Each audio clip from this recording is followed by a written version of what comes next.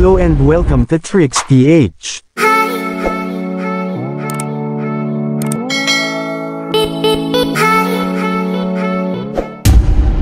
So kung bago ka lang, or ngayon ka palang napadaan, sa channel na ito ay nag-a-upload po ako ng mga tips and tutorials about Facebook, Messenger tricks, Android phone, cellphone tricks at marami pang iba. So kung palagi kang gumagamit ng cellphone, ay bagay po sa iyo ang channel na ito, at ngayon pa lang po ay na-appreciate ko na ang iyong suporta.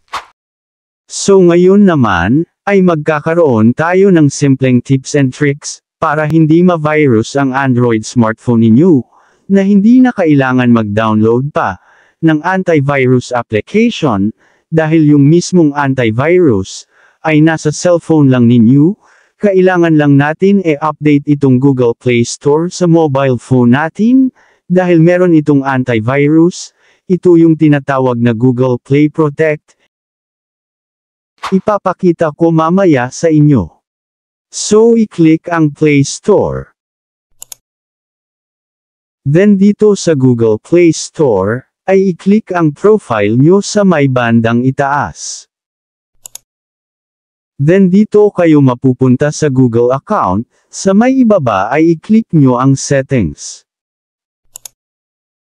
At dito naman sa settings, ay makikita nyo yung about, sa may bandang ibaba, i-click nyo ito.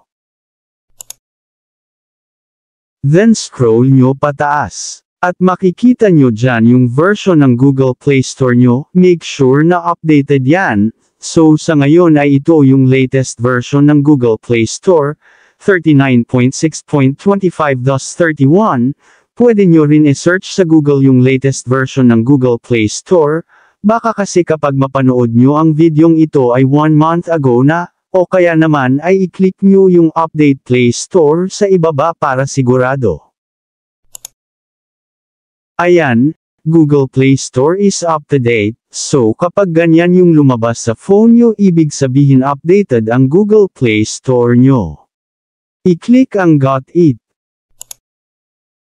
Then e-back nyo lang. At ngayon naman ay punta tayo sa next step para siguradong walang virus or malware ang mobile phone natin, so i-click ang profile nyo.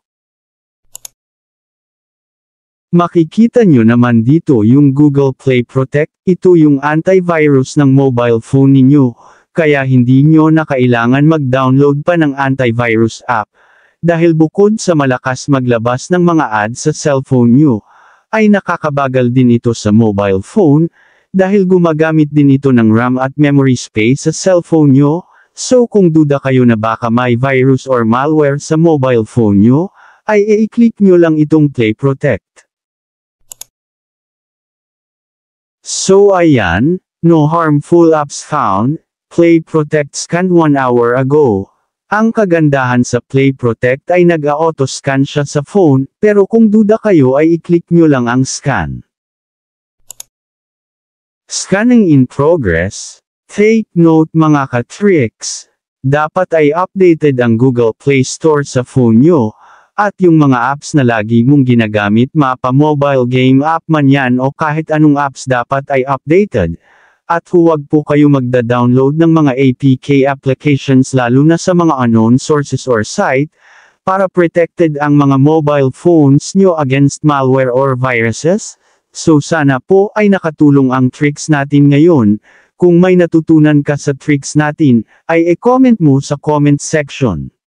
Sana po ay nagustuhan nyo ang tricks natin ngayon, at maraming salamat po sa mga nag-subscribe, at kung bago ka lang napadaan sa channel natin, at gusto mo ng mga ganitong video, ay huwag po sana kalimutang mag-like, subscribe, at pindutin ang notification bell button, upang updated po kayo once na mag-upload ako ng bagong video. So thank you for watching, and God bless po sa lahat.